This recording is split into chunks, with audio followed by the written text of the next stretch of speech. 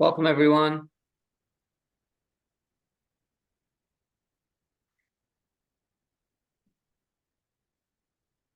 Thank you, everyone, for joining. Welcome to another Thursday's Wisdom Talks.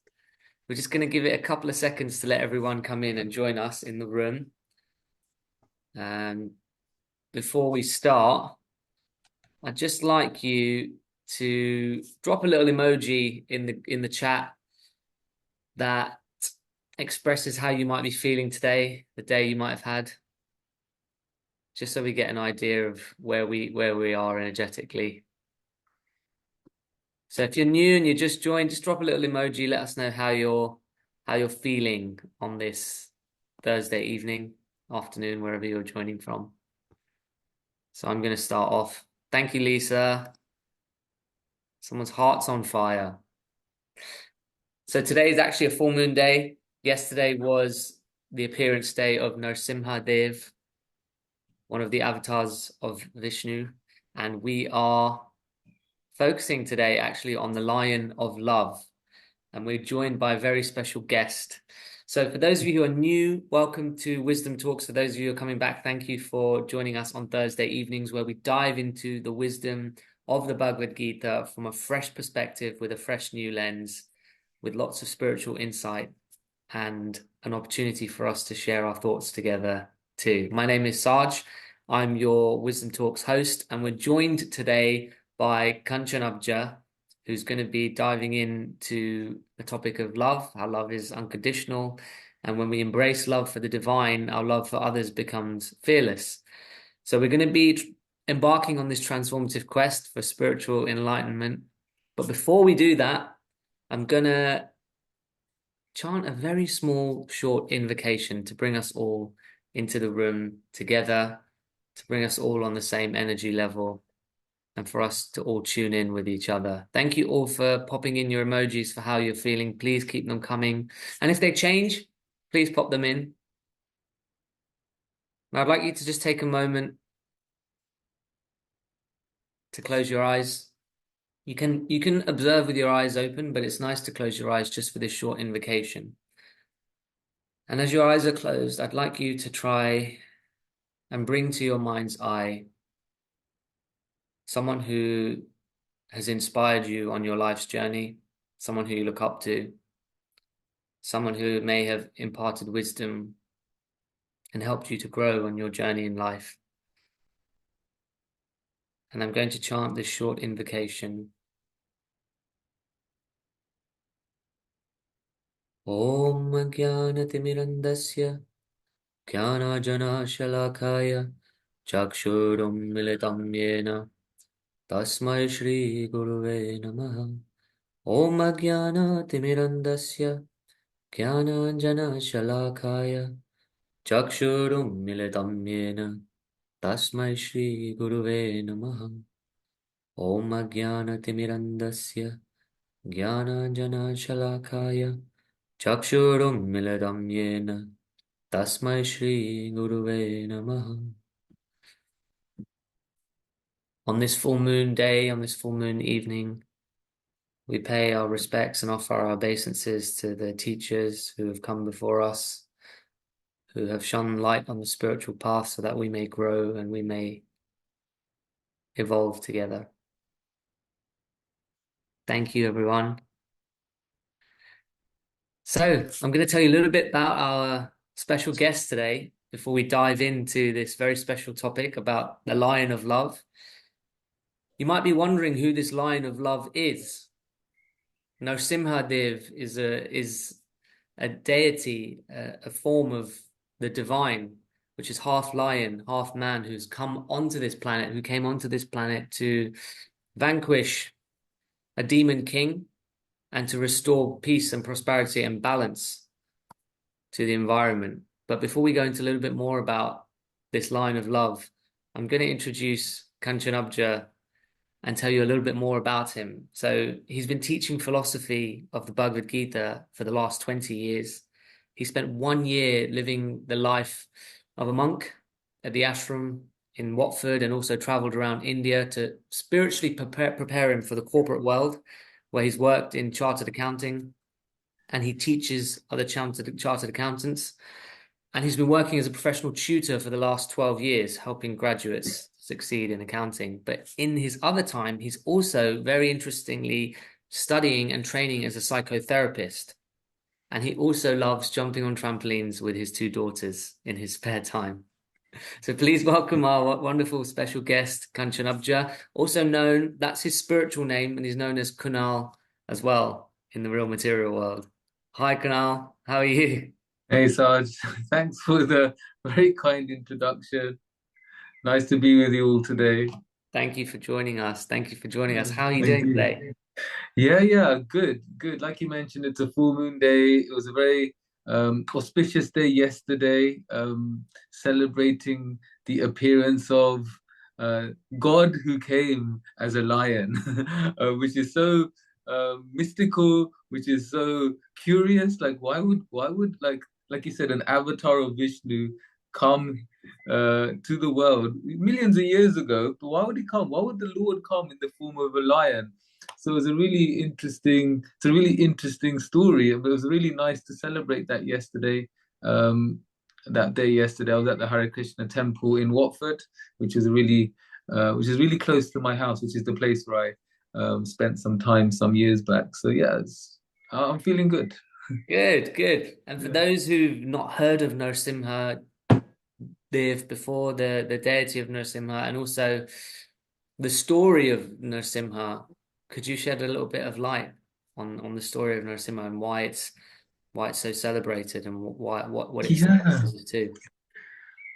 it's a really interesting story. I'll just say it in a little, like a real snippet nutshell of the story. So there was this little boy who's 5 years old, and this little boy who's 5 years old, he came into this world as we all do, with our own personality, right? We all have a personality that we're born with. You know, we have the nature versus nurture argument, but I'm sure we've all come to this understanding that there's a bit of both. You know, there's nature and there's nurture. We've come with stuff and we've also learned stuff while we've been here. So this little boy, he came with a lot of devotion. He came to this world with a lot of devotion, with a lot of should we say, higher intelligence and curiosity. And this devotion that he had, which was just inside his heart when he was born, was I really believe that there's a God up there. There's a someone up there who's taking care of me. He's looking after me. This Lord is looking after me. And he had firm faith. And his dad was a demoniac king, like you mentioned, Sarge. So his dad, a demoniac king, was really upset that his son wasn't doing what he wanted him to do. So, if any of you have children and your children don't do what you want them to do, you might have an idea of how this king was feeling. But times that by a trillion, because it's not like they didn't go brush their teeth when they were meant to, which is what my kids try and get away with. Papa, I brushed my teeth, I promise. Come near me, let me smell your breath. No. It's like, so you know that they've not done what they're meant to have done. But this king was really upset because he wanted to take over the world. He was very anti spirituality. He was very begrudging. He was very vengeful that his brother was killed. He was very anti God, very angry. And he wanted his son to take over this kingdom of ruthlessness. But his son was Prahlad. His name's Prahlad. He just wanted to be a nice, humble boy who believed in God. So when it came to it, the father couldn't handle it. He just couldn't handle it. He couldn't handle that his son was going against him. My dad wanted me to be a pharmacist, so I went to university year one, and then I did year one again. And then I did year one again until my dad realized I ain't gonna do what he wants me to do. you know, so so so Prahlad, he went to all these different types of schooling to learn how to be a ruthless ruler, but he just wasn't up for listening. He just wasn't up for doing what he wasn't born to be. And he was born to be a devotional person who had a lot of faith in a higher divinity. So as the king was so against him, the king then decided, look, I disregard this boy, and because he's demoniac, he decided, let me just try and kill my kid. So he tried to kill his son. He tried to get him tortured. He tried to burn him. He tried to put him in a pit of snakes, but nothing happened to him. So this is a story going back millions. Nothing happened to this boy, and the king was like, "What's happening?" It's like, "What's wrong? Why? What's happening? What's wrong with you?" And he's like, "Where are you getting your power from to like withstand all of this torment?" And the little boy Prahlad is like, "Well, I'm getting my power from the same place you're getting your power, and I'm getting my power, like it says on the chat. I'm getting my power from God, from Vishnu." And he said, "Papa, just like the same place you're getting your power from Vishnu." And that just like, whoa, this demoniac king to hear that he's getting his power from someone beyond himself was just too much to take. So where is this king's like, "Where is your Vishnu? Is he in this pillar?" And the little boy Prahlad's like, "Yeah, he's in this pillar." And he's like, and so the king breaks the pillar, like, "Yeah, where is he?" And then suddenly comes out this half man, half lion, to protect Prahlad, and then he kills the king to protect his little boy devotee Prahlad. So that's the story of how the lion or lion king or the lion lord, um, the lion lord came all The those years original ago. Lion The King. original Lion King, yeah. That was very excellently, that was brilliantly summarized actually, because it's a story that a lot of people who grow up within certain traditions, they kind of can, affiliate with, but for Mm. someone who's kind of new to it, what's kind of the symbolism in that? What perspectives does it offer to us in terms of unconditional love, and why is Nrsimhadev this manifestation of the divine pictured and kind of perceived as fierce on the eyes, this Yeah. lion claws and quite fierce looking. Yeah, it's a good point, Sarge. A lot of people ask that question when they come and they see a picture of Nrsimha. They're like, "Hold on, he's God, but he's got blood all over him, and he looks like a really angry lion." Um, like, don't you want to believe in a God that's nice? Like what's up? Um, this is what I find really interesting about unconditional love. Because when we think about what is unconditional love is, "I'll just do anything for you, whatever it takes. I'm gonna do anything for you because I love you." It's like and for a parent who's got a child, I guess that's the closest thing we can really see that can resemble that. Like, I've got two young daughters. I wouldn't say I've got unconditional love because I still need them to brush their teeth. But there's still a lot of love that I've developed for them that I never knew I had in my heart. It was just when they came, it's like, "Oh, I didn't realize my heart could do this stuff." Um, and I remember having my first daughter, and when my wife was pregnant with our second daughter, I remember saying, "I don't think I'll be able to love anyone as much as I love Keshavi." And then my second daughter came along. I'm like, "Oh yeah, yes I can." Whoa, whoa, whoa! Something else is happening to me. So this is what unconditional love kind of is. It's just like this desire. "I'll do anything for you, whatever. It doesn't matter what you are, who you are. I'll do anything for you." So in a nutshell, this demoniac king, he had a boon that he couldn't be killed by, because he was so powerful. He had a boon that he couldn't be killed by a man or an animal. And so what Vishnu, the Lord, decided to do was come down as half man, half lion. He also had more boons because what this demoniac king was trying to do was trying to basically get rid of all options of being killed. So he had different boons like, "I can't be killed in the daytime, I can't be killed at nighttime, I can't be killed in the sky, I can't be killed on the land, I can't be killed with a weapon." So he asked for all these boons, and he got all of them because he did a lot of austerity. He paid a lot, you could say, he paid a lot of tax to get these boons. Um, Yeah. and when he got all these boons, the Lord decides that I still need to look after this little boy who really believes in me, who really has faith in me, who's really seeking my shelter. He really wants my connection. And so he comes in this form looking very ghastly, half man, half lion. He ends up killing the demon, not in the sky or the land, it was on his lap, not with any weapons, it was with his nails, not daytime or nighttime, it was dusk. So the Lord managed to find a way of saving this little boy Prahlad without breaking any of the boons that the demoniac king had. And that's how the Lord shows his love. And why is it that it's unconditional? I think one thing that's really interesting is all of us are here on this chat today because we've got some inclination towards spirituality, or even a curiosity about spirituality. And one thing about spirituality, it's a quest to live a more fulfilled life, a life that's meaningful, and a life that is authentic, which is the real me. And when we're trying to be the real me, the spiritual me, the higher thinking me, the think Gita me, um, a lot of the time we're also trying to balance other people, other things, other situations. And what the Lord does is just say, look, I don't care what anyone thinks of me. Even though I look so ghastly, so bloody, so fierce, so angry, I don't care what anyone thinks of me. I'm here to protect that little boy.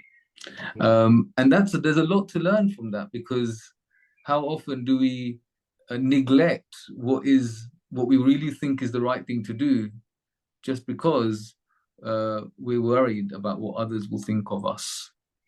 Mm.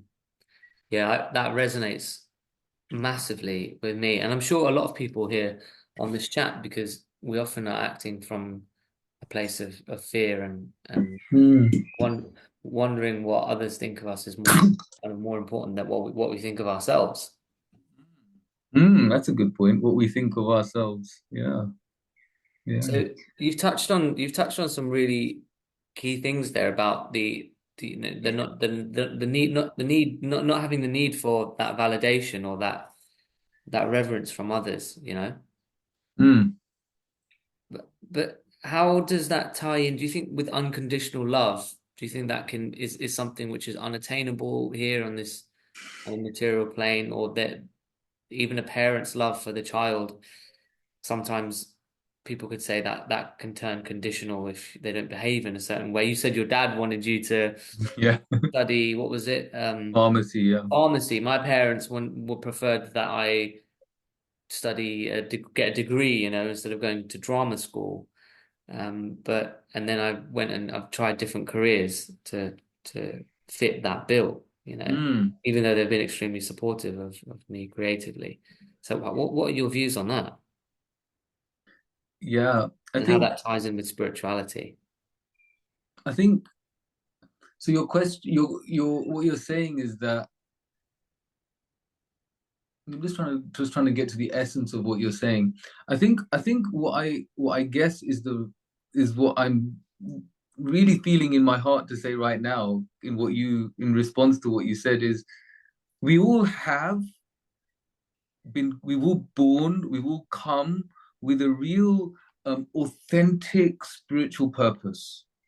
And what happens is, as we spend time here, it gets covered by what we see and what we believe, and what starts to happen as the years go by is that we start to um, tell ourselves what we hear, and we then have an internal dialogue that may or may not be very healthy.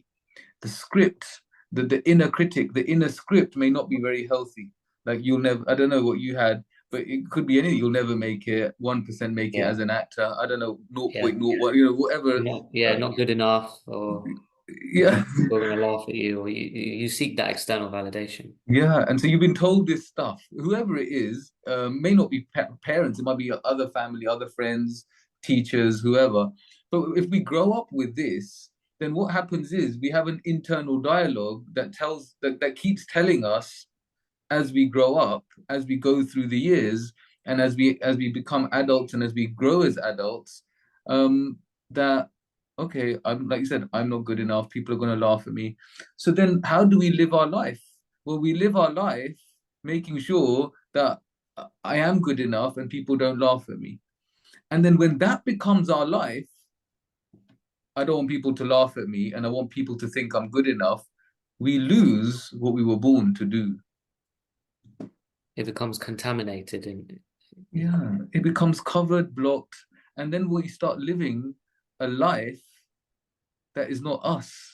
Yeah. and we start to do things and be someone that isn't the real me, and then we wonder why we're frustrated, upset, and feeling that we're not really connecting internally with our real self.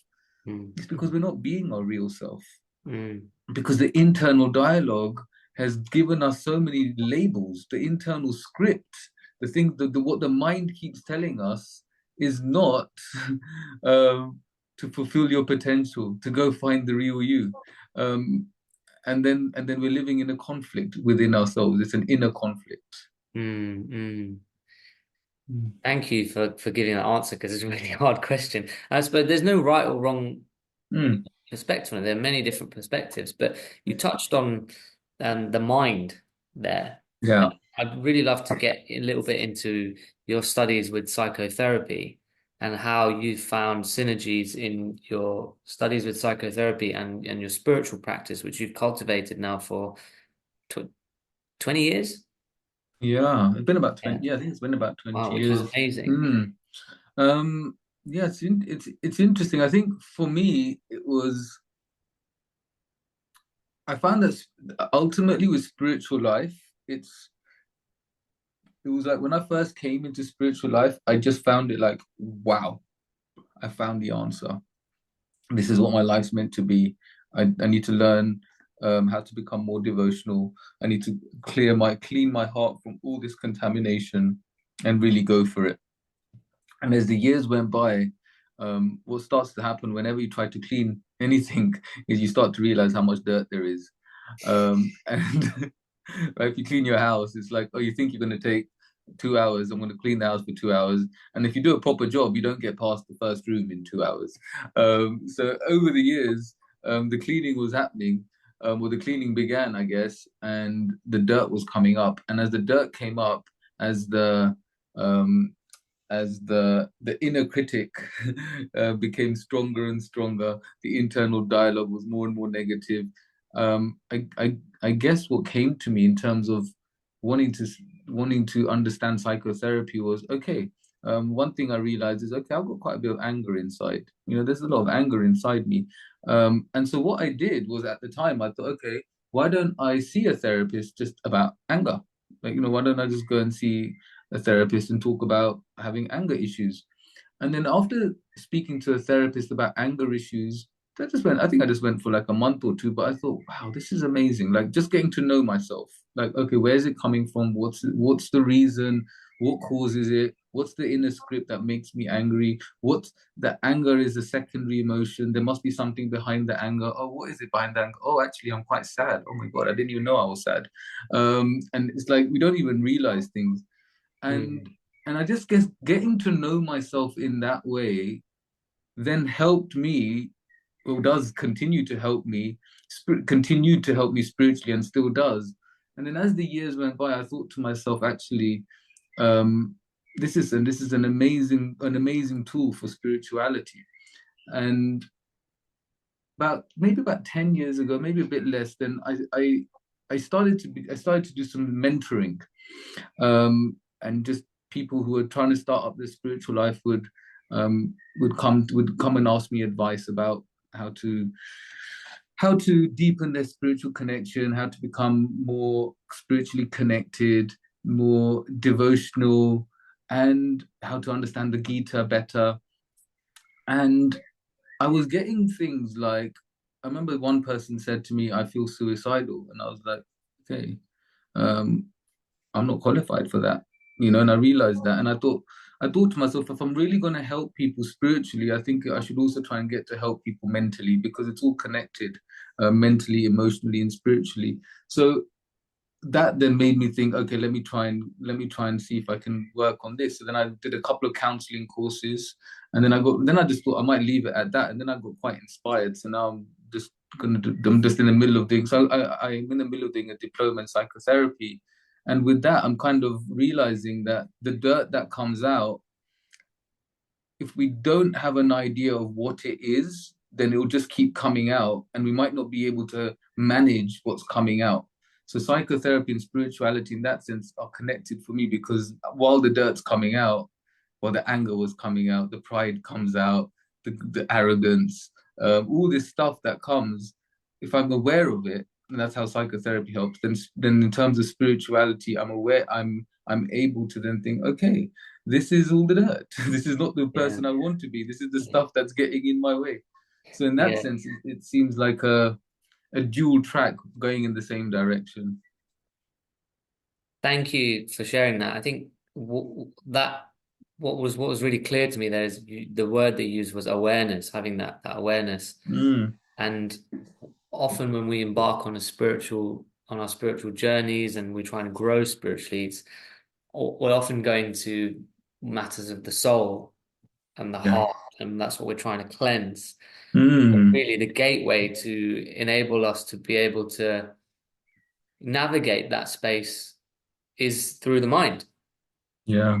you know. Yeah. And they're both so intrinsically linked, they're almost symbiotic in a way. So it's Mm, very important mm, for us to be able to tread both paths and keep both healthy. So I'd love the fact that you mentioned therapy there, because I think yeah. it's so incredibly important for people to be able to process what's going on inside their minds in those kinds of spaces, because they're not necessarily afforded those spaces in our day-to-day environments.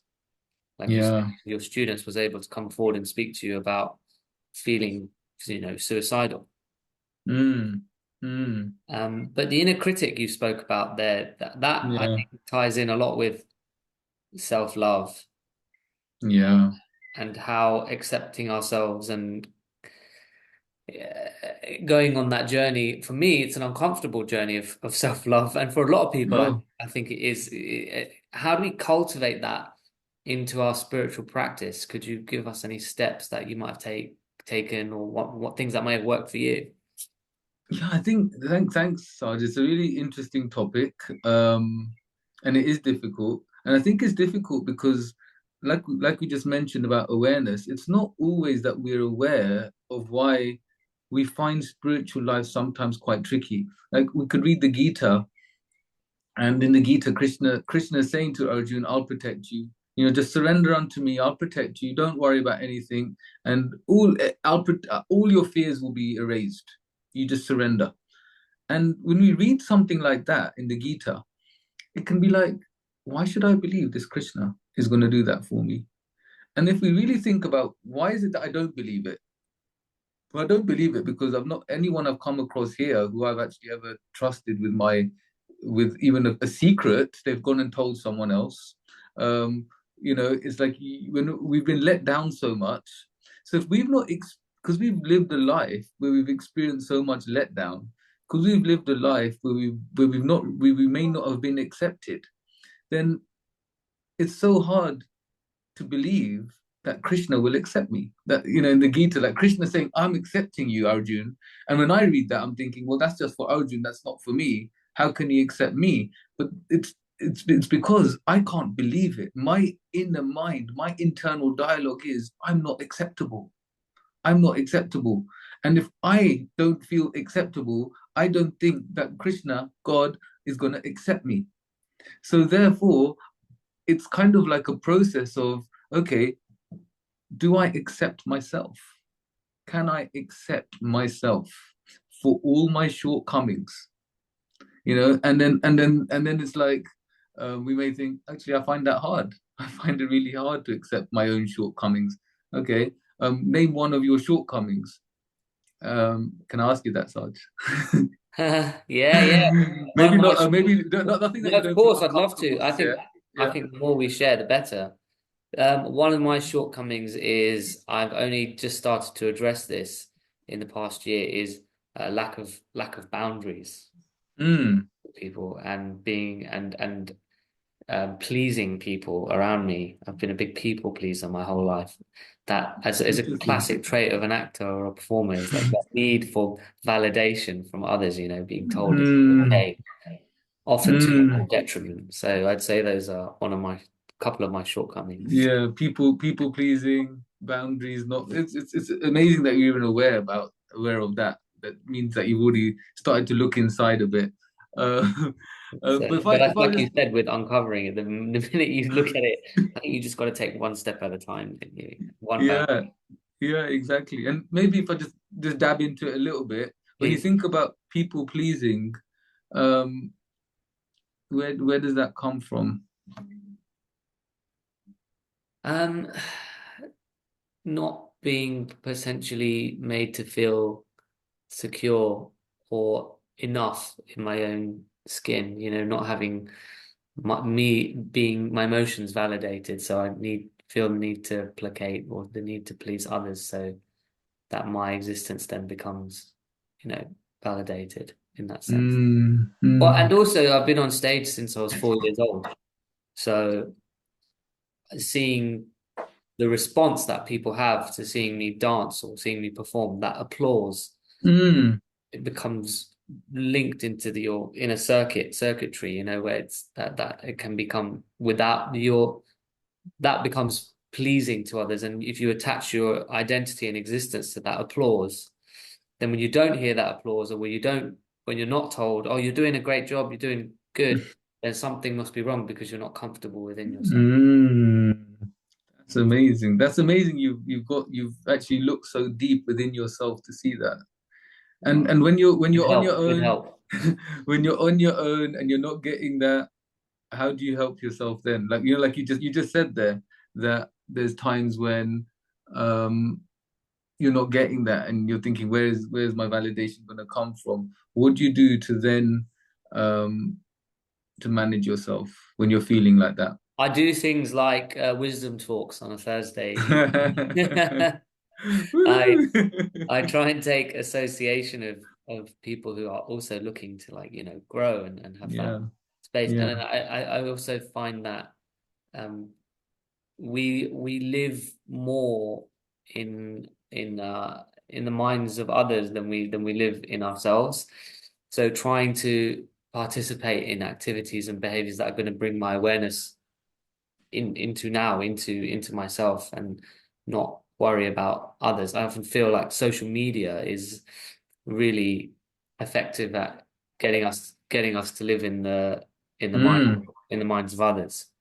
mm, So yeah, mm. I think association of people is key and trying to cultivate a spiritual practice that enables you to turn and go inwards from time to Yeah, time. yeah, yeah, yeah. Amazing, amazing. When we're with people that can look after themselves, can manage themselves, can validate themselves, can take care of themselves, then naturally we take on those qualities. And this is what is really important about where we started this, which is self-love and acceptance, is can I accept that I have these shortcomings? Can I just accept that about myself?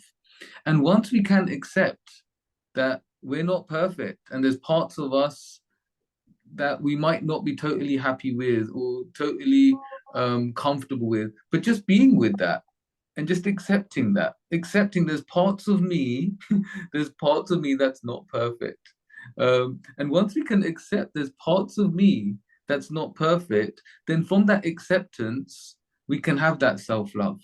And what is the purpose of having self love? What is the purpose of having this acceptance? Because generally, when we want to really experience happiness in this world, it's very relational. It's to do with what we can do for others, how we Mm. can help someone else, how we can really, you know, especially when we're practicing a life of spirituality. A life of spirituality is generally how can I be good to the world? How can I be good to others? How can I uplift others? And sadly, what happens a lot of the time is we want to practice this high principle of helping others without helping ourselves. And and if we don't help ourselves, then there's only so far you can take someone else. Yeah. And if we can help ourselves, if we can accept ourselves, we can be very accepting of others. And what generally tends to happen if we're not very good at accepting ourselves, we become very fanatic on others. If they're not doing what we do, we think like they're just like a pile of rubbish because they're Yeah. not following the path I'm following, or they're not following a path, or whatever it is. But if we can accept ourselves for all our shortcomings, then we're able to accept others with all their shortcomings. And that's when we can be an ambassador for spiritual upliftment. Wow. That Yeah. that's that's really impacted me because it's like, hurt people. When people are Yeah. suffering, then Yeah. bring that suffering on others in many ways. And Mm, I think that's resonated with people in the chat as well, who've some people reacted and commented. So mm. yeah, um, I'm just processing because I feel like I've gone through a bit of a therapy session. Um, Take your could you, time. huh? Sorry. Take your time. Yeah, yeah, yeah. No, thank you so much. So where are you at the moment? So you're studying psychotherapy, or are you where Yeah, in so the like I'm studying at the same time. So I'm seeing it's like part of the course is we see clients. So I started to see clients, and yeah, there's a couple of years left. I'm doing this longer course because this where yeah, it's a transpersonal and integrative psychotherapy. So that means it's also spiritual, accepting the existence of the soul, and how to basically integrating the mind, body, and soul. That's the integrative side of it. I was just about to ask that, how you kind of link that in with your spiritual journey, and the Mm. Bhagavad Gita. I'm really interested to kind of learn how that's impacted your spiritual journey, and any verses or any particular moments in the Bhagavad Gita that you could share that I think would resonate with today's themes. You already spoke about the surrendering and the acceptance that Krishna is asking, and how that's really linked Mm. to yourself. And I've never Mm. looked at the verse in that way my whole life. So thank you. I've never Mm. really looked at it that way. So thank you. Yeah, I think the Bhagavad Gita, Saj, is like it's amazing. Every verse has something. There's so many different verses um, that can really call out and reach out. In terms of this topic today of the Lion of Love, when Nishingadev comes, he's coming with full unconditional love. I don't care what people think of me. I don't care how I look. I'm here because I've got unconditional love, and I have to look like half man, half lion because I've also got to fulfill the boon that this demoniac king has. So it's okay what I look like, um, and this takes a lot of control within ourselves. That this self control that actually I'm gonna go and do the right thing. I'm gonna go and do the right thing by me and by everyone else, even if I don't get all, if I don't get the applause on stage. But I'm Yeah. gonna go and do the right thing because that's what inside is gonna make me feel fulfilled, feel authentic. So there's one verse in chapter 3 which says one should not come under the control of attachment and aversion. And I find attachment and aversion a very interesting topic because when we're averse to someone, this is really interesting. When we are averse to someone, there's a really good test, by the way. If you if there's someone in this world who gets right under your skin, like, oh my God, they get right under my skin, not just annoys you, but they get under your skin, your blood starts to boil. There's probably something very common that you have with that person. And the reason that we find it so damn hard, the reason we find it so damn hard to be around such a person is because there's part of that within ourselves. And if we introspect enough, we really see it like, oh my gosh, it's there, it's within me. And then once we can work on it within ourselves, we can become very much more accepting of that other person. But the reason generally we can't accept someone else because it's because actually it's a part of ourselves we find quite difficult to be with. So that's one verse in the Bhagavad Gita that because of this topic we're going on in terms of acceptance, um, it's good to see what part of myself I'm trying to ignore and just project onto someone else or just see in someone else and don't really want to go there because once we have to go inside ourselves, it's quite scary. It's not always the most fun thing to do, but it's very, very fulfilling when we do go in, when we go into the heart and and notice, just notice, just notice what it is, and okay, that is within me. Oh, yeah, that is within me. Um, I can now think about that. I can now work on that. I can now look at that. So this verse in the Gita is very interesting for me because aversion generally we think of as just stay away. I'm averse, stay away. But actually, I'm averse because it's in me. And that was striking when I read that in the Gita. Yeah, it's very striking because I've never heard of aversion being put into that perspective. You're averting that which is inherently within yourself. It's really under your skin. It's Like very scary. yeah, it wouldn't get there. It couldn't get that far. You see, you Mm, can notice someone else is annoying and then just brush it off. Oh, they're just a bit annoying because they do this. All right, whatever. If they're getting right under your skin, the only reason it's happening is because there's something happening within you that's now invoking into yeah, life. yeah.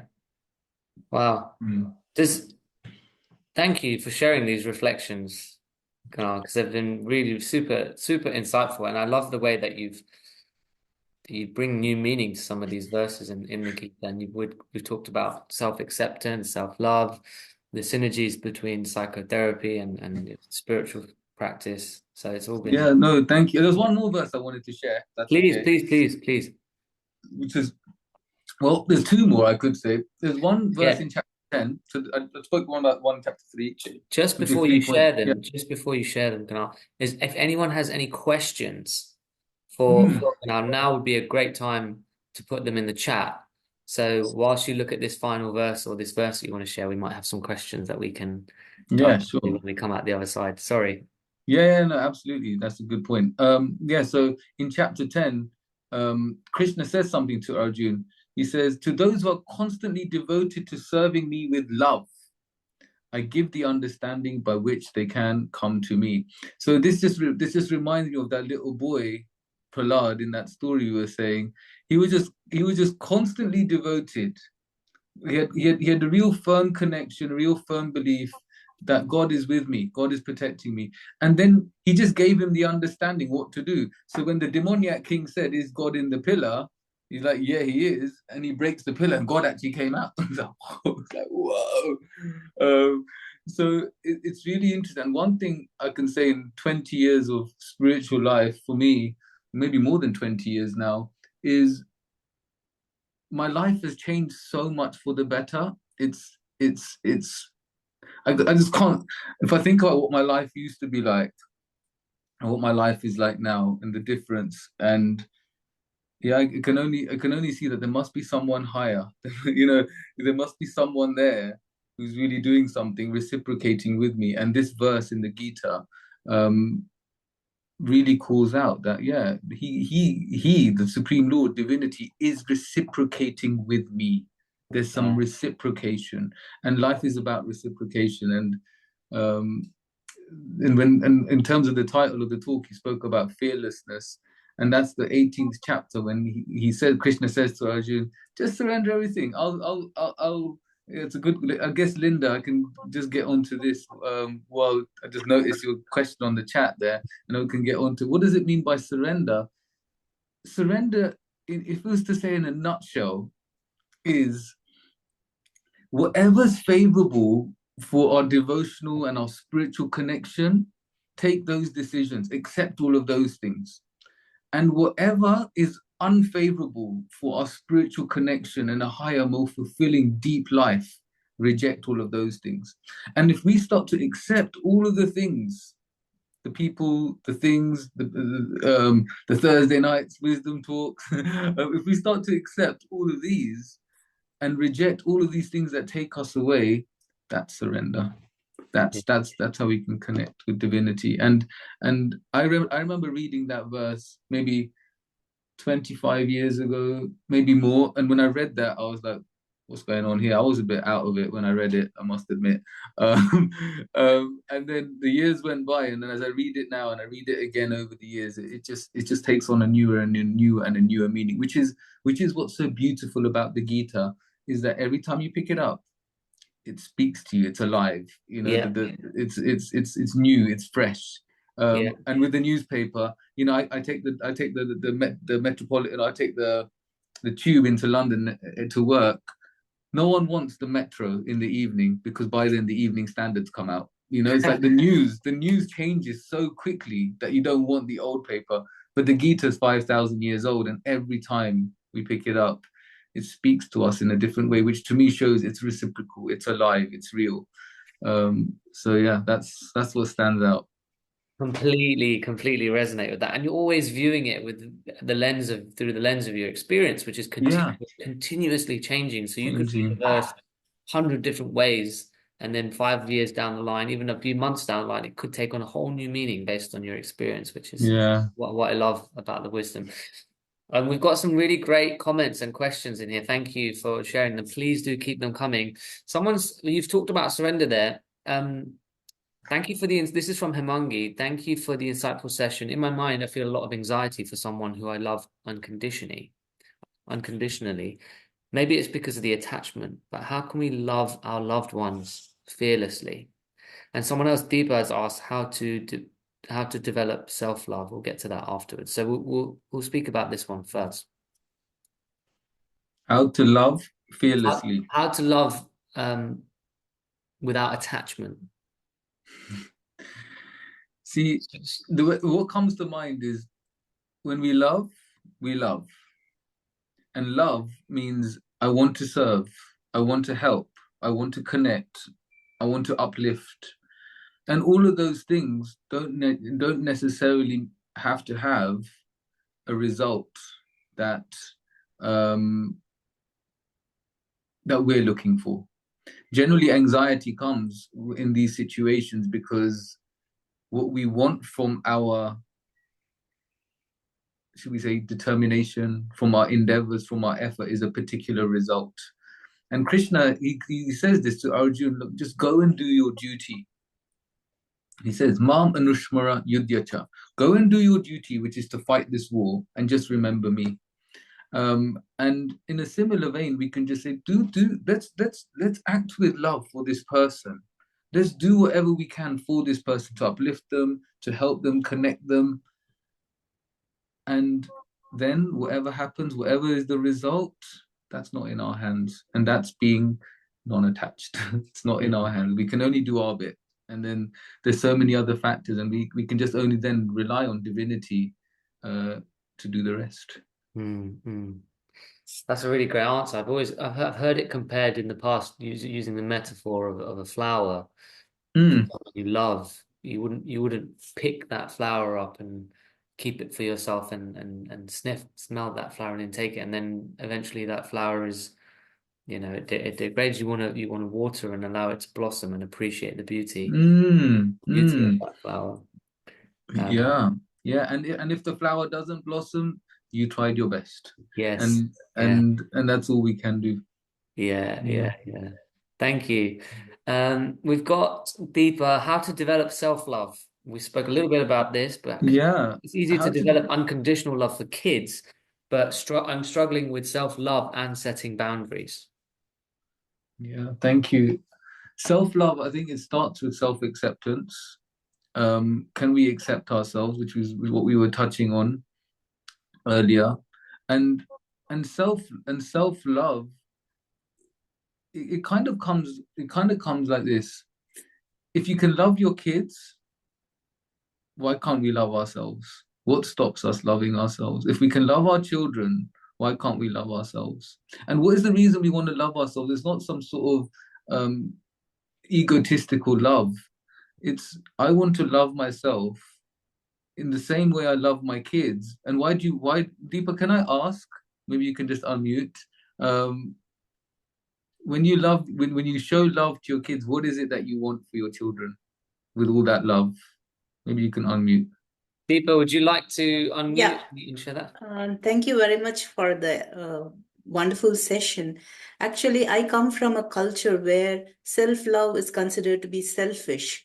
Mm, So all the time we have been taught like whatever I do for myself is considered to be selfish. So I'm really not sure like what is self-love and what is selfish. And sometimes I go over the board and I drain myself, and I sometimes I feel burnt out. Okay. But now I understand that the self love is not selfish. It's like mandatory, so that I can fill I mean, I need to charge myself so that I can help Yeah. others. So I'm really not sure about that part. That's why I asked. I think you just answered it. See, self-love starts with self-care. If we really want to go to this place of selflessness, we want to be this person that just wants to do everything for everyone else, that want to be really selfless. And then, like you said, what happens? We get drained and we get burnt out because we don't look after ourselves. And then it's not sustainable. But if we have self-care, do the things that's going to be good for us so that we can maintain ourselves, whether it's our meditation, our reading, the people we hang around, going for yoga, any other type of exercise, whatever's uplifting for us. For Sarges, maybe going on stage, performing, whatever it is that's good for us, and that helps us connect within ourselves and spiritually. When we do these things and we look after ourselves, this is self-love, this is self-care. And then what happens with our cup full, we're really able to give to everyone. And then, yeah, like you're saying, and you can't give from an empty cup, and then you can give from your full cup. Um, but if we're drained, what can we give? Then we give the frustration. Then we give the anger that I was talking about earlier. And my anger was based on trying to give when I didn't have anything, wasn't taking care of myself. Yeah, Uh, yeah, yeah. yeah. That's super important. Thank you so much for Thank you very sharing that. much. Thank you for that great question because I really resonated with that too. Because yeah, you're right. Culturally, in a lot of cultures, self-love is painted as being selfish. But I Mm, Yeah, just because I wanted to add on one point, when I was having kids, then even going for a walk or just going half a day away with my friends was considered to be like, oh, you don't care about kids, or you're just having fun, you're selfish. So that kind of comments were coming from my family. So I was not sure what I'm doing is right or wrong. And I was like, totally, I cut off all my social circle and everything. And then I went into a tunnel vision, and then I got burnt out. That's why I was mm. asking. Thank you. mm, No, thank you. Yeah, very important to know when people are saying things to us, what's right and what's wrong. And that we have to use our intelligence and have close friends who are really, really are well wishers. Um, mm. because getting into a situation like that can be very, very tricky, especially when it's coming from family. So well done for coming out the other side and being able to speak about it, because being Yeah, able to speak about it really is a massive step. yeah. Thank you, Deepa. That's really resonated with me, and I'm sure a lot of people on this call. Thank you for sharing all of that because it's really inspiring to hear, and it really resonates. We've got some more great reflections. Someone gave a reflection on self-love, saying, what did they say about you can start by loving yourself, by loving your inner child. You deserve to Mm, appreciate yourself, to be grateful for this birth and all you have been given. Therefore, start there by finding love for oneself. I think we've uncovered some really great stepping stones to self-love in this call, which has been helpful. It starts with self-acceptance and also self-care. Those are great tools mm, to take you mm. on that journey. And what is the inner child? Great question to ask it. Yeah, someone else mentioned the inner child. I'll just say something quickly about it, Someone but else has said, how can you bridge the gap between your inner child and your adult self? yeah, so this concept of the inner child is quite interesting. But in a nutshell, it's these inner scripts. A lot of these inner scripts, the script of you're not good enough, you're not gonna make it, everyone's gonna laugh at you. All these kind of things are coming. It's the child within us, because it's the child within us that probably heard all this. So so then what we can do is we can really try and separate our adult self and our child self. Which part of me is not yet developed, and in that way we can love our inner child, like you said. We can accept we can give acceptance to the parts of us that doesn't feel accepted. The adult side, the adult us, the mature us that knows that we're not going to get hurt, that we are good enough, that no one's going to laugh at me, can then tell the part of me that's not believing it. And that way we've looked after a part of ourselves, which is the inner child that may not have fully developed. That's just in a nutshell. That's just one angle on it. There's many different angles, and we could Yeah. talk months about inner child, but Yeah. There's this is inner child meditations you can do. There's there's so many letters you can things. write to your inner child. I think it's a lot to do with your pure, unconditioned, authentic self. And I think the Mm, best way to get in touch with your inner child, from my experience and people who I've spoken to about it, is when you're in a mood of play. mm, When you're in a mood of play, you're really bridging that gap between your inner child. And we all have different ways and different things which enable us to get into that mood of play. But finding that experience, or that space that enables you to be playful, is a great way to yeah, bridge the gap. yeah. Um, okay. Do we do one more question? Yeah, yeah, I'm good with time. Yeah, absolutely. Okay. So we've got some great comments about self-love. Thank you so much for inspiring words, insightful wisdom. Feel we all need a little psychotherapy in our lives, as well as spirituality, to provide a balanced and fulfilling self. Paula said, I do have Nrsimhadev in my altar, the deity, and I pray every day for him to help me control lust, not to have thoughts of material ambitions, create anxiety, to surround to Krishna and trust that the best will happen, not to be afraid, not to be intimidated by fear of not controlling results. And when things don't go well, to have the strength to understand I'm here to learn to trust Krishna, and always, as Prahlada, the little boy, has done in every situation. Very nice. Thank you for sharing. Yeah, thank you for sharing that. Okay, let's see if there's any more. No, more, just more stuff on inner child. To be as happy and as emotional as a child is, I think, is our inner child. I think I'm going to wrap there because we're getting Yeah. very I think close. there's Heta with her hand up. I think in Would anyone like to come up online to ask the question? Would they like to come off mute? Did I anyone think have their hand up, Hetal? yeah,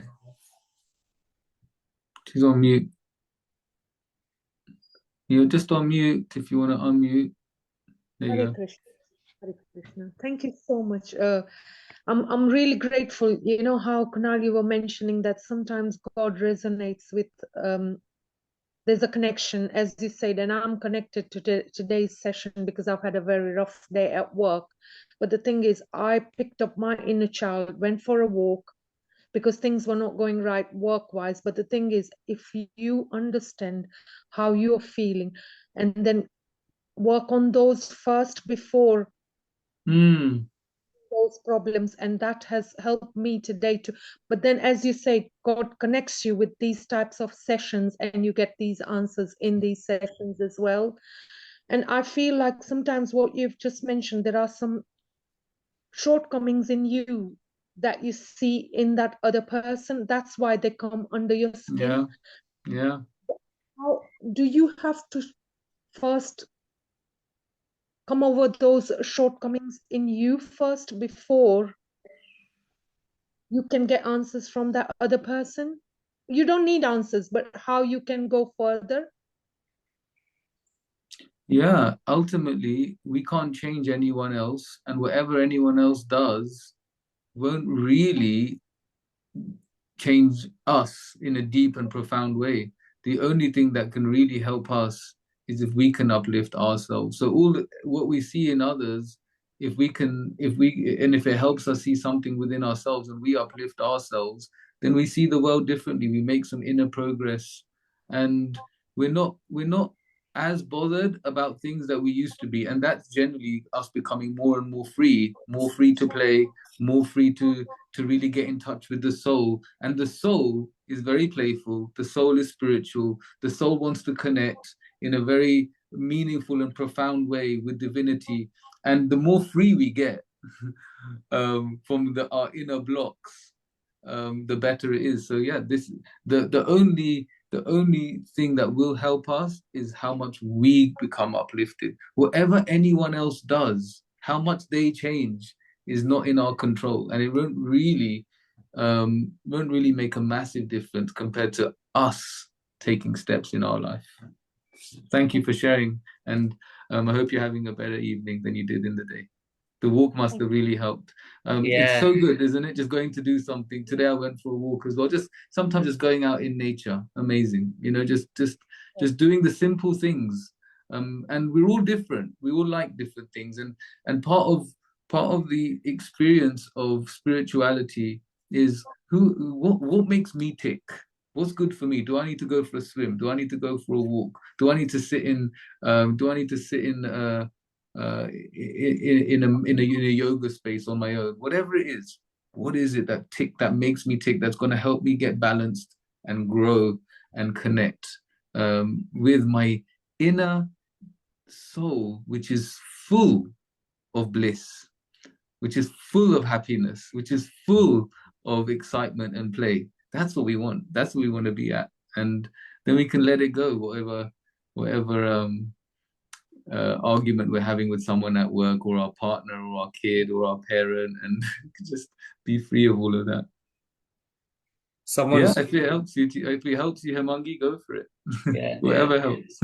I'm gonna echo Linda's sentiment here. Thank you for this beautiful session. You've brought a lot of warmth, insight, love, and wisdom into this Thursday evening for all of us. And I for one, definitely needed it. And I think it really resonated with a lot of people here who've joined us. Thank you. I feel that it's, like you said, Saj, that it comes from the association. So just by chatting with you, I felt I was feeling a lot of your love and wisdom, and it was all love.